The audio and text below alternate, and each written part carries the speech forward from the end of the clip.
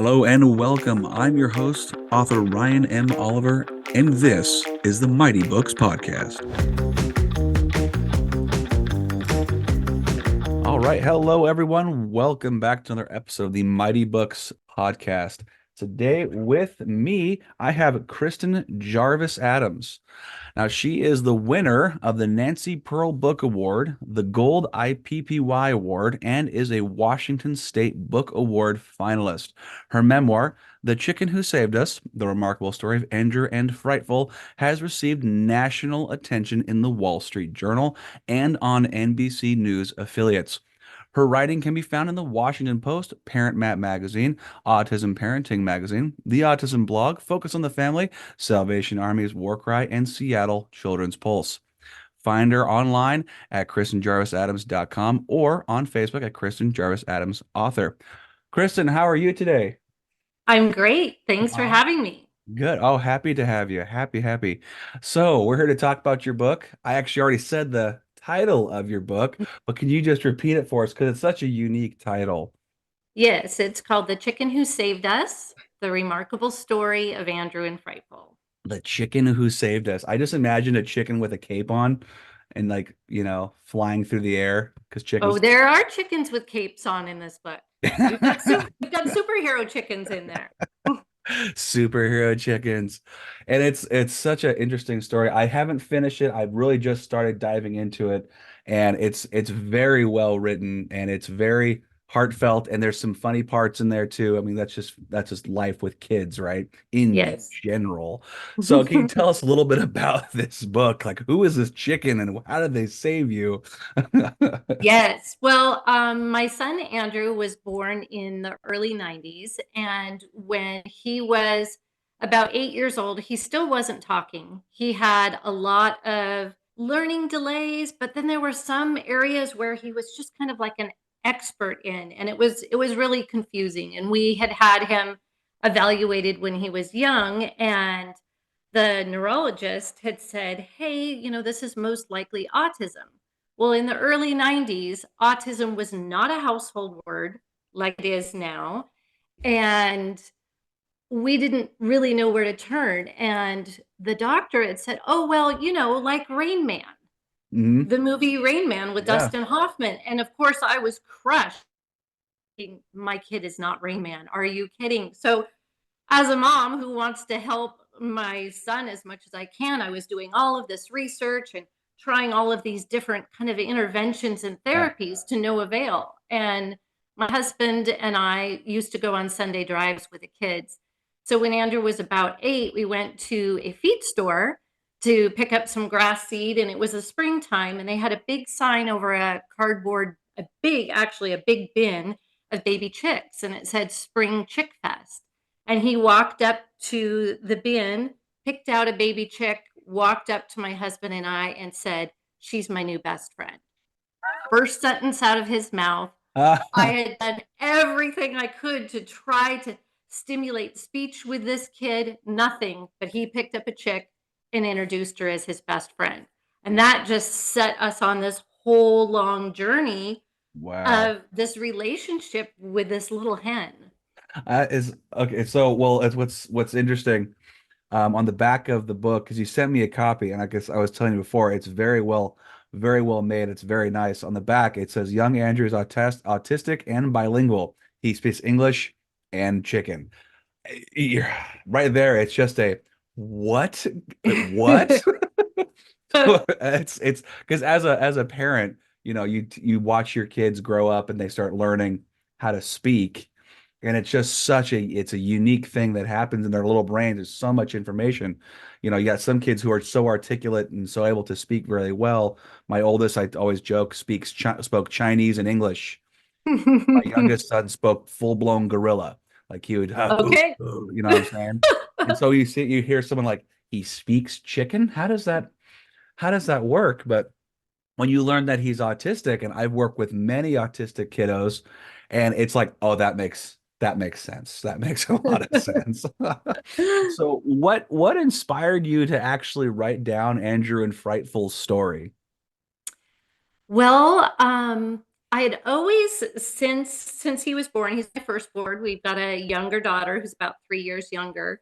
And so I would always write in the kids' baby books, and I Hmm. would write letters to them. When they were very Oh, young, it was each month, this is what you're doing, or this is not what you're not doing in the case of Andrew, and going through. And so when we started having these moments that seemed so unique, I'd go to my mom's baby group and say, "Hey, Andrew did this today." And they'd look at me like, "What?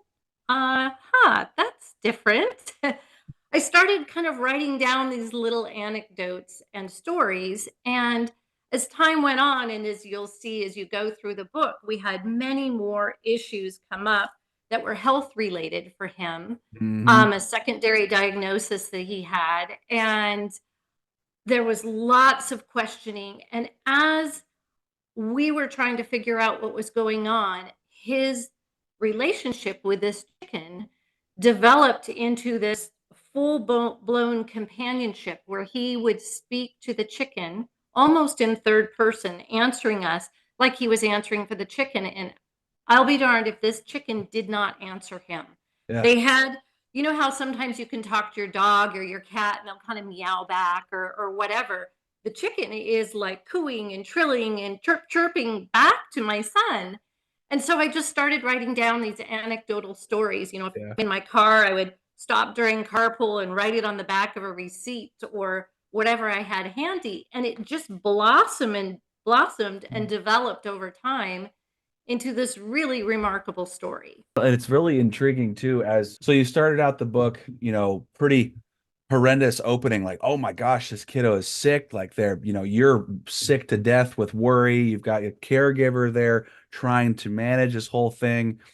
And when you start to learn more about Andrew and the fact that he's not really communicating, so now you have a kid. It's hard enough when they're young and they're sick. They can't tell you what's wrong, but he's old enough. I think you opened when he was like 16 and he's not really communicating, but he's just in pain. Like, what can we do to help you? He can't answer. I mean, that's a terrifying, that's an absolutely terrifying thing as a parent. You feel helpless. How did you deal with that kind of communication gap between your communication skills, and then his communication skills? And then I guess how did Frightful come into the mix with that as well? It was one of those things that was just an evolution. At the opening in the prologue of the book, I open with a scene that is a pretty dire and intense scene when I know in my gut we need to go to the emergency room. Something is way bigger than what we can care for here at home. And I tried to show this mom, me, trying to communicate with my son who was in obvious pain, Yeah. and he couldn't tell me what was going on. But the amazing thing was when I brought the chicken into the house and the chicken sitting on his lap, he could tell me how the chicken was feeling. So I could say, "What's going on, Andrew?" And he would say, "Frightful," who is the name that he named his chicken, which that as well is a very interesting name that I Yes. delve into in the book.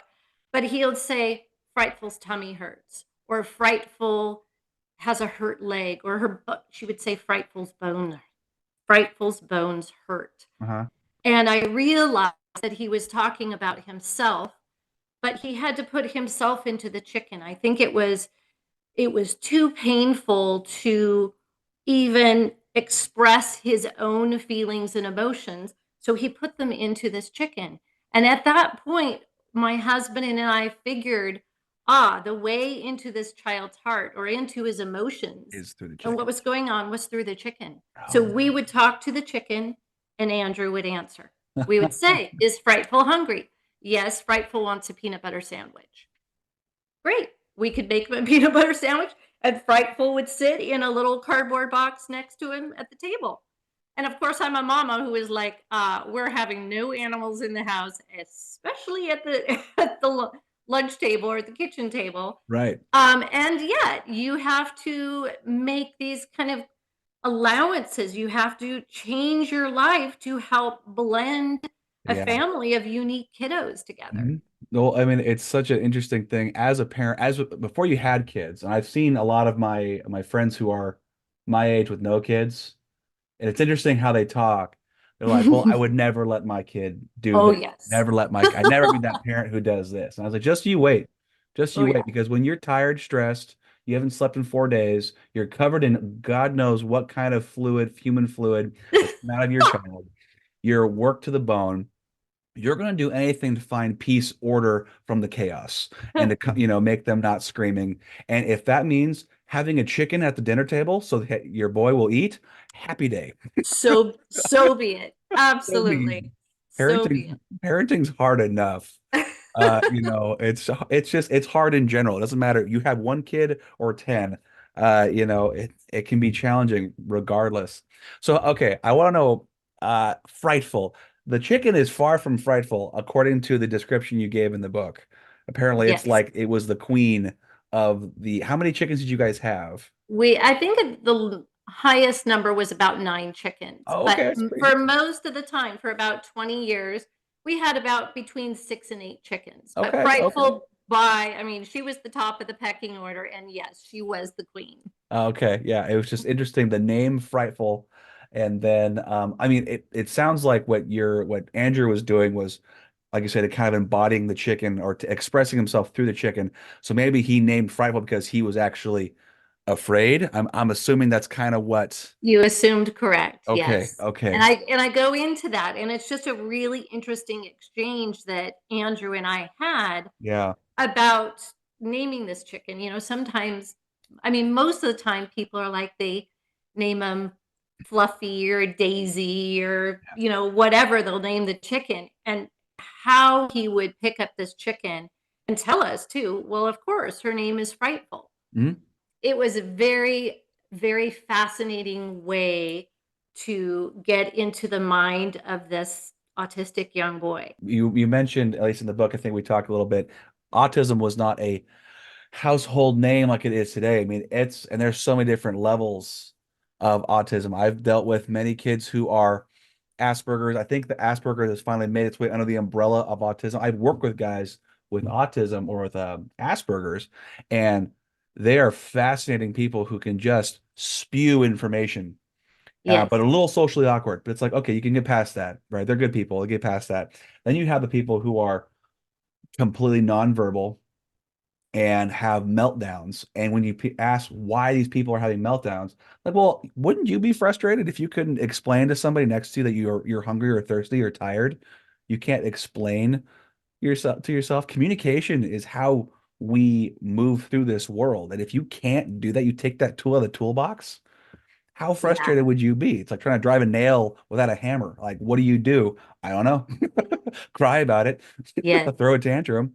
Yes. So when you were going through the in the 90s, when you were going through this diagnosis to try to figure out how to help your son, what was that process like? I am a mama who will go to the ends of the earth to It sounded like it. almost any parent in the world will Absolutely. do anything to find out how to connect with their child and make their life comfortable. Yeah. And I just did a lot of legwork. I was the mom who volunteered for everything at school. I was the one who really, at one point, was in there educating the educators on, hey, this is how we found ways to get into the back door with this boy in order to teach him, to make him feel comfortable in the classroom, to help him be included with his peers. And I did that because at the time, the school districts had nobody trained in that. They No. had a special ed classroom where it was kind of this overarching umbrella of kids that had everything from hearing issues or sight issues or behavioral issues, but really not understanding the mind of a child who got so easily overstimulated and how you might just make some adjustments to help them be able to integrate. Yeah. And so I ended up finding this posse of young moms all throughout the district at different events that I attended, and we formed this group called the Breakfast Club. Oh, cool. And we were about 6 or 7 moms that met weekly, and we just rotated at each person's house. And we had kind of this unsaid rule that we were there to share information and be able to share stories and learn how to help our kiddos. And number one was there's no bitching, no bitching about the teachers, the husbands, or whatever. And it was really interesting that it was this great networking of kind of these super moms who just really were trying to find ways that we could not only raise our kids in a way that honored who they were Mhm. and where they were at, but to help other people and their teachers and educators within the community be able to help them. And we did that till the kids were well into their teens. Oh, And yeah. it was just a really remarkable support group for me, and Mhm. I really credit that to helping me to be a better parent. Did you and did you find a teacher that really kind of like latched on to Andrew, who was like, this kid is awesome, and really learned all his, uh, Andrewisms, I guess I'll call it, Yes, couple of them? absolutely. Oh, absolutely. Oh, And I good. think in first grade, and this is a story that I've written about for a few different newspapers, is he had a special ed teacher who would watch him. This is in second grade. So he would go to the back of the classroom while the teacher was teaching and play. They had this little plastic, like a little Tykes kitchen set. Yeah. And my son would set up all these elaborate things. He'd set the table.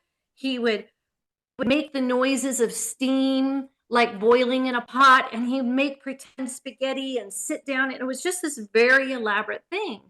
And she asked me one time, does he like to cook at home? And I'm like, oh, yes. He's got a grandpa who's a chef, and we cook all the time and include him in the Perfect process of terms. preparing meals. And she Yeah. said, I've got an idea. How about if Andrew comes into the school and he can bring his grandpa as a prep chef, and Andrew can be the chef and do a cooking demonstration. Oh, And I cool. was like, well, I don't know, but let's try it. And Sure. so they had the entire second grade file into the cafeteria in the middle of the day. My dad was on his knees because my dad's 6'3", so he was getting down on Andrew's level. We set up Andrew's, this his favorite KitchenAid mixer, and my dad helped him, and the two of them made chocolate chip cookies, enough for the entire second grade, Nice. baked them, handed them out, and my son just lit up, Oh, just yeah. animated, and he was doing all the movements and putting the flour in and showing the students how to do it. And when he graduated from high school, just maybe a week before graduation, we were in town at the grocery store, and one of the students that was in his second grade class ran up to Andrew and said, I know you. You're the chef. Oh, And Andrew just broke into this big grin. And I just realized in that moment what a pivotal experience it was for him yeah. and his peers to understand that, he may not be the star on the soccer field, but he had a talent that many, many other kids didn't have, and that they Mhm. had made a significant impression on him. So, yes, I credit the teachers for really trying to think outside the box and find a way to connect with this kid. And nowadays, here we are 30 years down the line, Yeah. there are lots and lots of teachers that are engaged in being able to look at these creative kids and find ways to connect with them that is much different than, okay, we're going to do our multiplication and math tables. But my son knew how to do fractions. He knew how to triple the recipe in second grade to Uh, make enough for the entire second grade community. Math So is important. there you go. If you want more cookies, you need to learn math. That's right. That's a He good knew way his to put it. fractions in second grade. Hey, that's great. I know a lot of adults who can't do fractions. Yes. It's okay. Like, what is this? I don't know. Yes. So what was his it sounded like cooking was his one of his interests. I've met many kiddos and adults who are autistic who like they can just spout out information. One guy, he was cars. He could tell Mhm. you every make, model, year it was made, what the engine was, transmission, everything about the car. Did Andrew have something similar? Was it cooking? Weather. It was, well, yes, cooking was his passion, but as far as trivia or scientific information, it was weather. Really? He's got the whole weather app now on the phone, and he's tracking the Doppler radar Off the radar, yeah. and knowing, what the predictions are for different areas of the country. So he was always very fascinated by that, Huh. and still is. Wow. Yes, it's really interesting, and yet other things are still an enigma to me. Basic math, not at all. If somebody said, "I'll offer you 5 quarters for that $5 bill," he'd say, "Great, perfect change." But man, he can tell you the weather in probably Arizona Absolutely, at the or drop of a Washington. hat. Oh, so interesting. It's so interesting.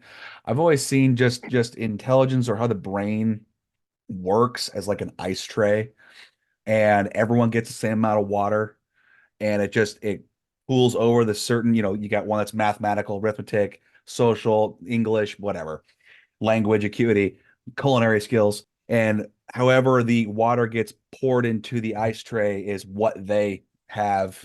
I've always thought like that to me just seems like he just got the Yes, ability that's a great metaphor. yeah. Yes. It just I think seems we're to all be. like that, though. I think we are too. I think we all have. Well, I mean, you look at people who are. I've met a couple, or I met a guy I used to work with. He said his girlfriend was absolutely brilliant in math. She could just spout off all sorts of insanity in math. Like, I mean, I'm sure it wasn't quantum physics, but you get the picture. Yes. High up there. But she'd run into walls. She'd trip over her own feet. She was extremely klutzy. Good luck her ever catching a ball. Yeah. I've Isn't met that guys who fascinating? like they're not all there, but my God, Oh, they're amazing athletes and they're extremely empathetic. It was like it's so interesting. It's never one person's great at every single aspect right. of what we do in life. It's they excel at these three things or two things, and they're okay at others, and they're terrible at other things. It's never everyone is great at everything. So that's kind of what I thought. Everyone gets the same amount of water. Here's your ice tray. How does it land? That's what you get for life. That's how I've always seen it. So writing a memoir can be extremely emotionally taxing, and especially as a mother writing about your child or children, because you have both kiddos in your book. Did you find you had to take some breaks between scenes and chapters for a while so you could emotionally recover? Absolutely. Yeah, Absolutely. The story starts out when Andrew was young, and the yeah, pivotal moment when he made this connection with his chicken. And as I had said earlier, he had a secondary diagnosis, which was a genetic, they called it a genetic misprint. And it caused him to be very, very ill. oh, And so the bulk of the story is about navigating this very rare illness. We were told at the time that there were 52 documented cases in the world, yeah, and he had a very unique DNA.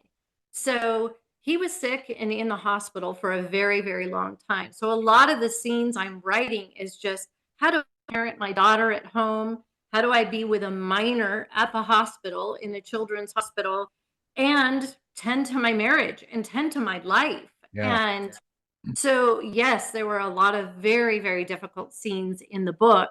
And there were many times that I was writing out a chapter and just blubbering into my keyboard at the same time.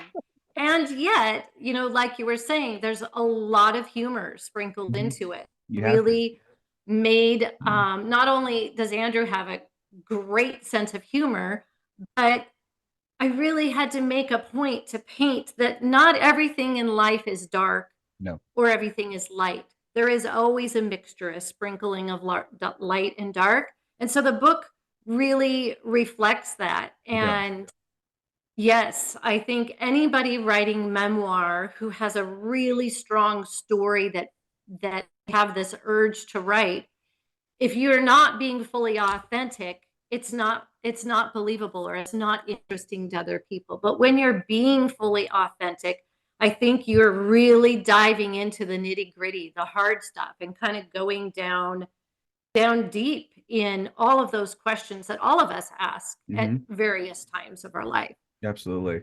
And I mean, it's easy to be authentic with when you have kids because they have no idea. They're experiencing the world for the first time, and their take on things is just interesting. Like, I would never have seen it that way because Yes. they're learning everything for the first time. You already have your mindset. It's already set. This is what everything is, and you understand it to whatever you grew up as. But kids don't. They kind of get plopped in the middle of this world and go, figure it out. Andrew is such a unique kiddo there, trying to navigate his own mind along with it. He's gonna come up with some funny stuff. Hmm. The first scene one of the first scenes I read about kicking a clown, that was amazing. Yes. That was great. I'm like, who wouldn't want to kick a clown these days? I've seen some awful clowns. I mean, like, what? Kicking clowns? Like, you can't think about that. No, it had to have happened. It had to have been authentic.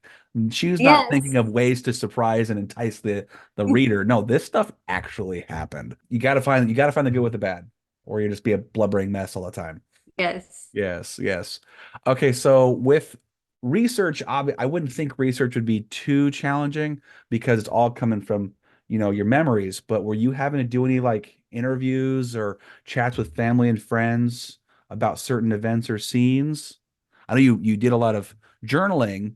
Yes. Yeah, Not too much. I mean, it was so fresh and so raw yeah. what we had been through that it actually just kind of flowed out of me. There's a lot Awesome. of information about this disease that we were fighting and him being in the hospital and all of the medical stuff. So, yes, I did go back to his medical team and have them fully vet it to make sure I was remembering correctly. Cool. It's very, very fascinating the genetics behind what was going on, how the autism was woven into it, how the autism in some areas was separate from it. Huh. And so that I guess I would say that I did some of the research, but I would imagine just like other memoirists, it's really stuff that comes up out of the gut.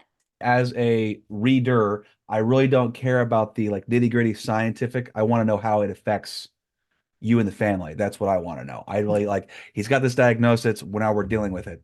Okay, well, how are you dealing with it? I don't care about how it happened. It's already there. It happened. Right. How do we deal about it? How does it affect your day to day?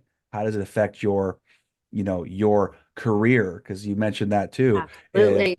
and any parent, especially after COVID nowadays, where they're working from home with raising kids, how challenging that is. You have a deadline. Your kids are screaming in the back. Good luck getting anything done. Good Yes. luck It's getting anything done. it's the wee hours of night after they've passed out Yeah. that I Yeah. would I would creep out of the bedroom, go in, open my laptop and write. And Yeah. the amazing thing was that was when my mind was the clearest and I could really just write, Just like flow. stream of consciousness writing. So I did develop this habit of writing in the wee hours of the night. And and that follows me through actually even these days. I think my mind is clearest when the house has settled down, that my husband's off doing his thing or he's asleep and I Mhm. still have this habit of kind of creeping out of bed, when the house is dark, a cup of tea and being able to write most authentically. Yeah. Do you ever have any music on or anything like that, or do you need it just kind of dead silent? Kind of either or. A Either. lot of times it's just quiet. Yeah. Um just Yeah. the sounds of the creaking house, or maybe, if it's warm outside, I'm opening the window and you can kind of hear the sounds. We live in the woods in the Pacific Northwest, so there's always lots of sounds and critters out there. There are. So, There are. Yeah, I yeah. agree with that when it comes to getting writing done. The less stimulation I have around me, the more I can fish around in my brain and actually allow to Yes. that kind of that flow state. And it is so important. And I know for me at least, I have to have those moments of like almost kind of Zen meditative state where there's nothing going on for a little bit before I can actually kind of access that Yes. that flow. But when you turn that on, it doesn't stop for a while, which is super fun. Yes. It is fun. Do you find it energizes you or kind of makes you sleepy or both?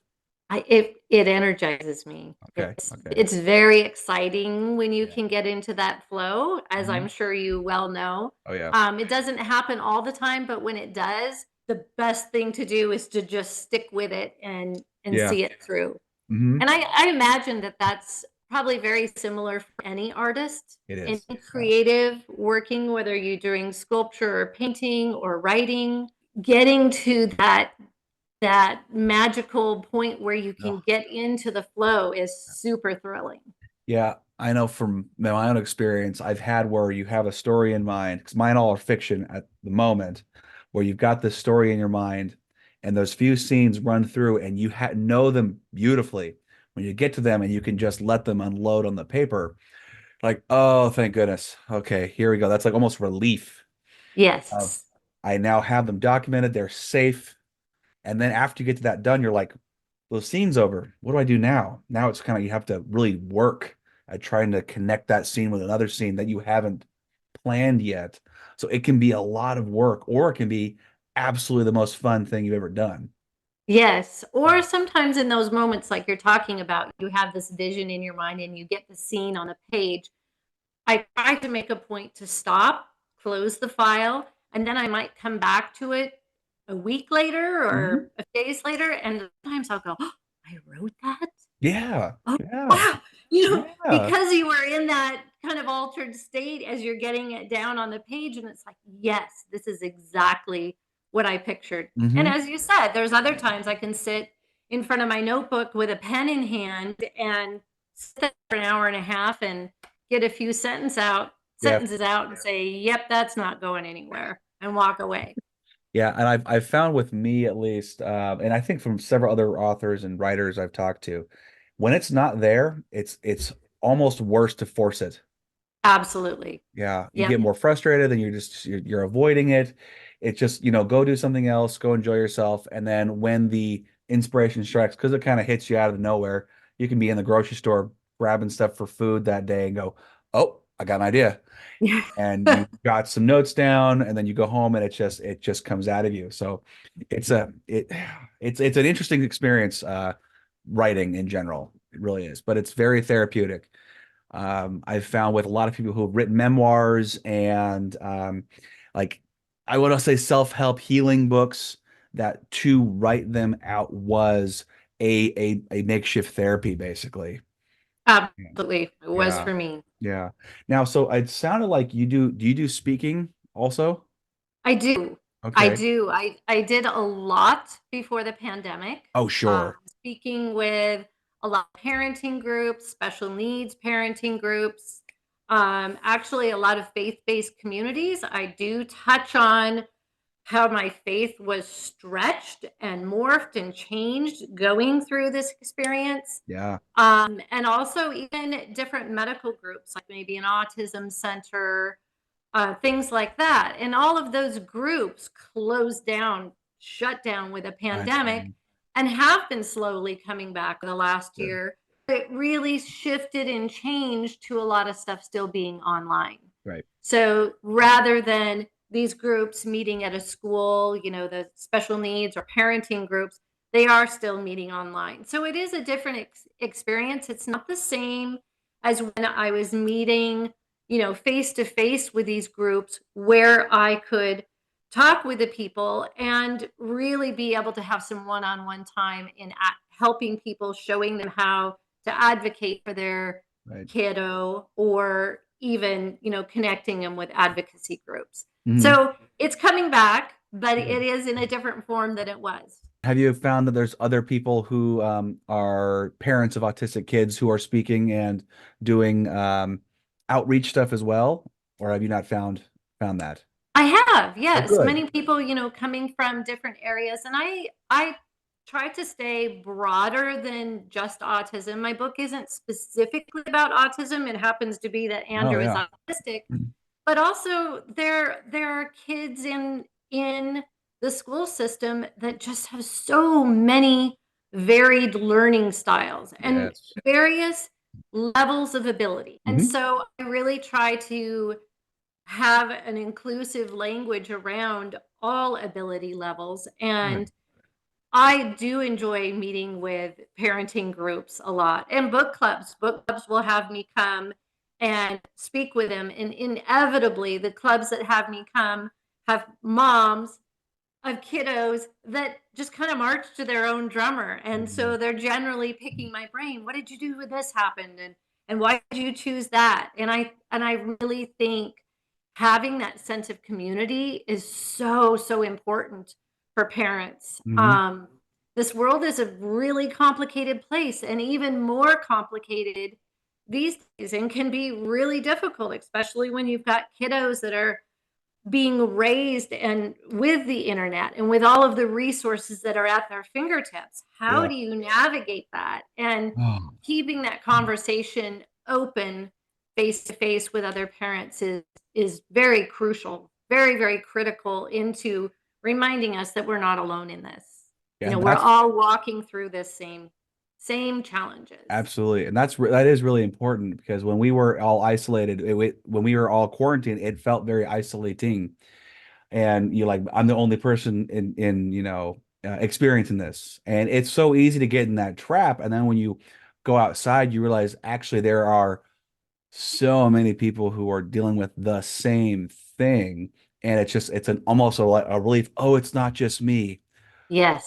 good. I mean, it doesn't change the fact that there's still challenges, but now you kind of have a kinship with someone going, you found out that works for your kid. I found this works for my kid. Let's swap some ideas. Let's Yes. bounce ideas off. And Yes. it's like you said, that support group is incredibly helpful just to Yeah. kind of, steel the resolve you have to parent. Because no one, there's not a parent, there's parenting books all over the place. Not one is going to be perfect for your circumstances. Right. So, and it takes a village to raise a child. So if you're involving the teachers, friends, family, parents, other, you name it, Absolutely. I think you're better off that way. And also the kids get more exposure to how to behave and how to go through life and will be more successful that way. So I'm curious, how is Andrew doing nowadays? He is doing great. Awesome. There was a long, long road to get there. Yeah, oh, sure. Huge learning curve after age 21. Kiddos that are on any type of IEP or Hmm. receive any disability services generally cut off at age 21. Yeah. You're out of the school district, everything. And so a lot of parents call that the big cliff, falling off the cliff.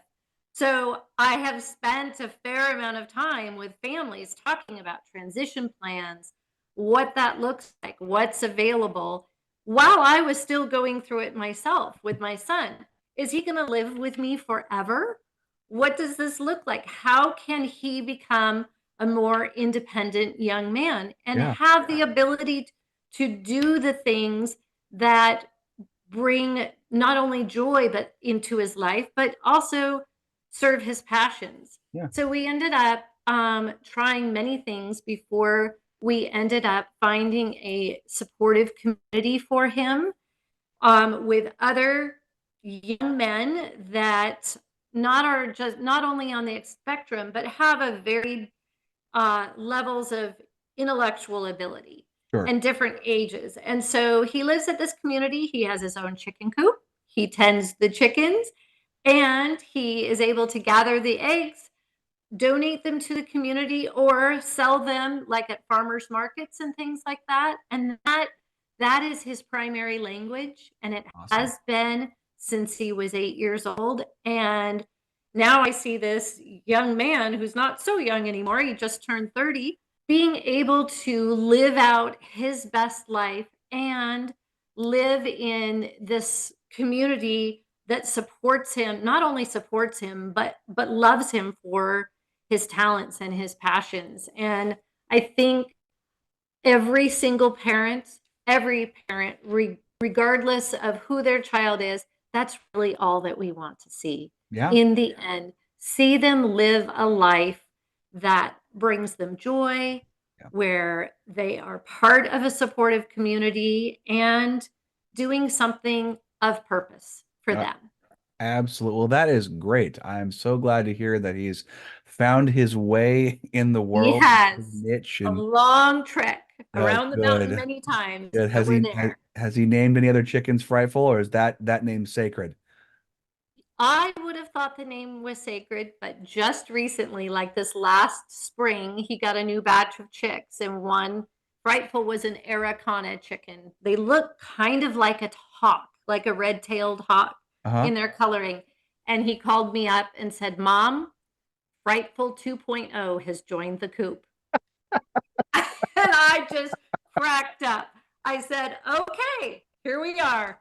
So Oh, yes, indeed, he has a Frightful 2.0 now. he had to find that special chicken. He did. He did. It took many years. And I was very surprised because I too thought it would be that she was a one-off chicken. Yeah. Very, very, she was his superhero chicken. So now we have a 2.0. Well, that's exciting. I'll be love to hear any events that go on with Frightful 2.0, if there are any.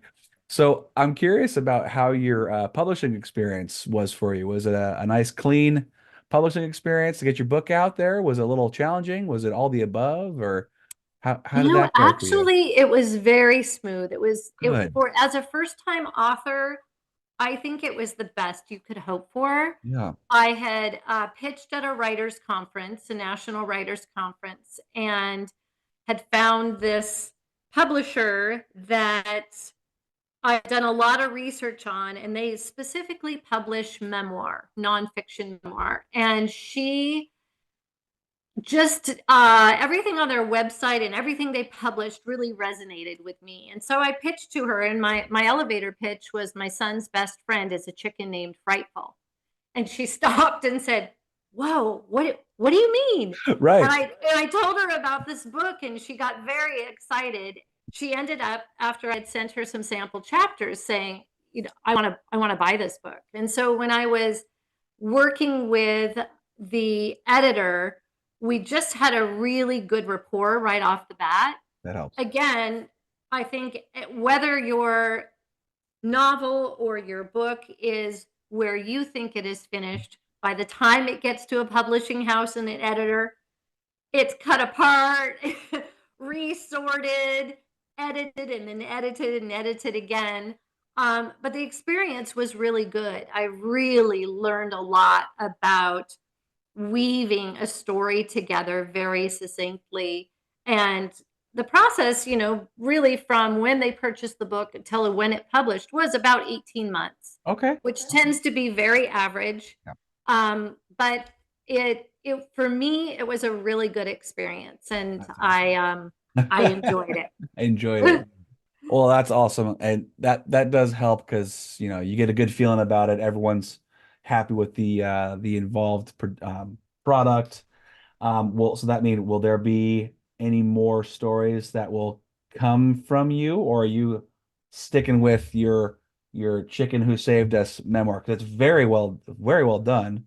Are you doing any more I books? Yes, there will be more. There will be more. I have a completed novel that Yeah. is ready to be pitched, as well as some kind of a support book for caregiving or caregivers that I'm working on with actually another author.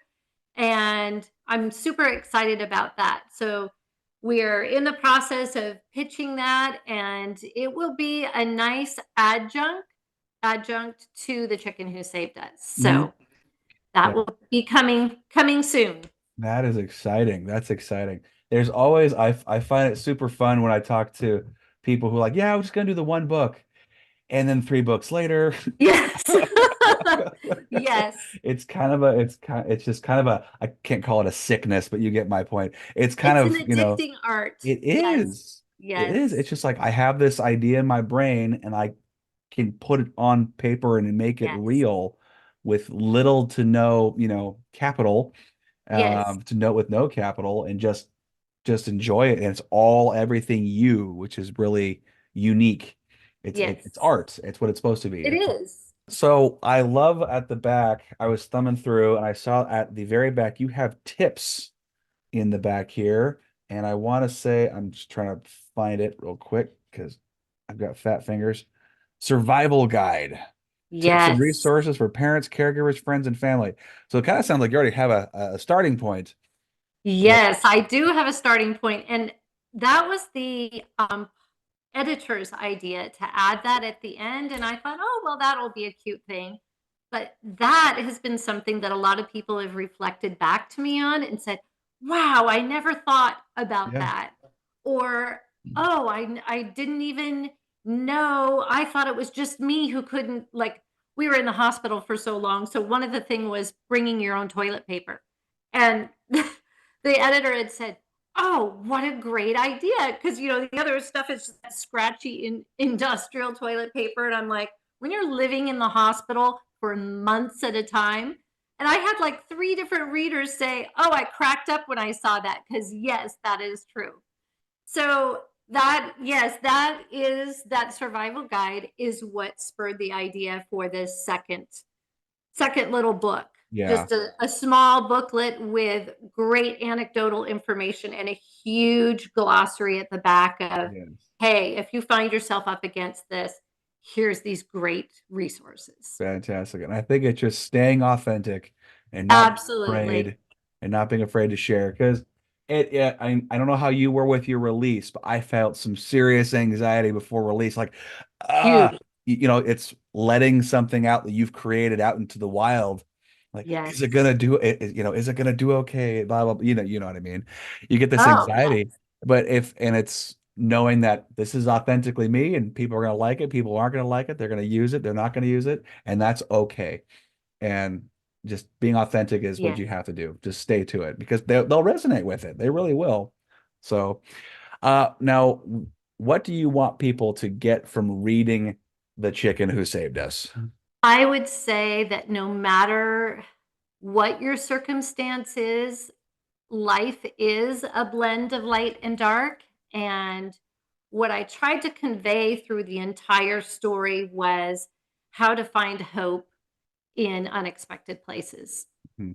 Excellent. Um, there were so many places in the book and in our life during that period of time where things felt so bleak, but every single time there was some glimmer of hope that came from some random thing I wouldn't even know about. One instance that keeps coming up is we had been in the hospital at this time maybe 6 months with my son. He Yee. was living there. We were sleeping on those plastic fold-out benches. My Oh, husband and I would take 24-hour shifts. I was on my way home, needed to buy some groceries to cook for my daughter, and I was in the grocery store weeping in the toothpaste aisle. I yeah. couldn't decide between Crest and Colgate. I was just so overwhelmed. Oh, And no. this young woman came up to me, probably my same age, and she saw me and she said nothing, but said, how about if you have tacos for dinner tonight? And I was just a blubbering mess. I said, okay. And she took my cart.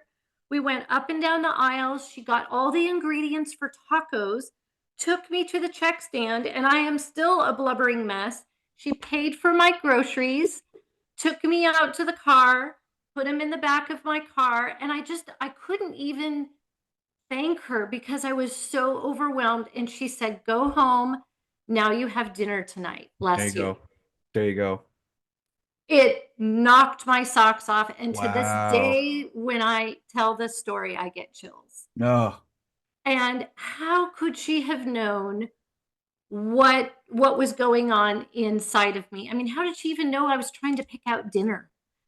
And it's those types of things that happen in our lives where just the goodness of humanity shows through. And so I really am overjoyed when I have somebody that writes to me or comes up to me at a speaking event and Yeah. said, "This story brought me hope." So, where can people buy this copy of a book that gave people hope? That's my question. Where can they find the book? Where can they get the Yes, copy? they can get a copy at anywhere books are sold. Barnes and Noble has it. Amazon, of course. It's on audiobook. It's a Kindle Wow, and paperback. awesome. So. Yeah, guys, go get a copy of this. I've only got about 4 chapters in, and I'm already hooked. So go check it out. It's very interesting, and it's very relatable just to a person, a parent in general, especially if you're a parent. It is absolutely relatable. The scene in the beginning where you have to just escape, and then how you talked about not escape, but you went for a walk for like an hour and came back, and how you described it of entering back into your life. How am I going to enter back into your life is such a, if you're a parent and kids, they're growing, they're sad, angry, mad, causing problems.